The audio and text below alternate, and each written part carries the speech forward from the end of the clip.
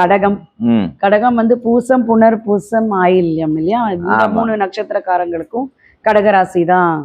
ஆமா, அதாவது இப்போ கடகராசி அன்பர்களை பொறுத்த வரைக்கும் பொதுவாக எல்லா வருஷத்துலையுமே நம்ம சொல்றது ஒண்ணுதான், டிட்டர்மினேஷன் அப்படின்னு ஒரு வார்த்தையை சொல்லுவோம். என்ன அப்படின்னா, கடகராசிக்காரங்க வாழ்க்கையில என்ன பண்ணினா நல்லா இருப்பாங்க அப்படின்னு ஒரு பொதுவான ஒரு விதி. என்ன ஆகணும்னு தயவு செஞ்சு அவங்கவங்க கொஞ்சம் மனசுல அனலைஸ் பண்ணி என்ன ஆகணும்னு ஒரு தீர்மானத்துக்கு வந்து அதை நோக்கி பிரயாணம் பண்ண ஆரம்பிக்கணும். அப்படி பண்ணினால் மட்டும்தான் கடகராசி வாழ்க்கையில ஜெயிக்க முடியும் அப்படிங்கிறது பொது விதி.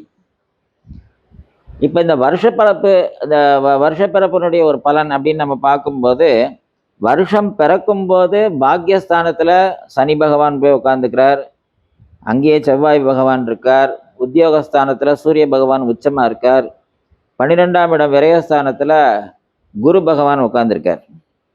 இப்ப இத என்ன பிரச்சனை அப்படின்னு கேட்டா, குரு மட்டும் இந்த 12ஆம் இடத்துல உட்கார்ந்தது மட்டும்தான். ஓகே, இது என்ன பண்ணும் அப்படின்னு கேட்டா,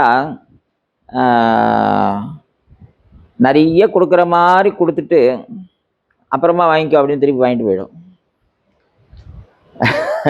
நல்ல பொருளாதாரங்களை நிறைய கொடுத்துட்டு அதை அனுபவிக்கிறதுக்கு நமக்கு நேரம் இல்லாம பண்ணிடும்.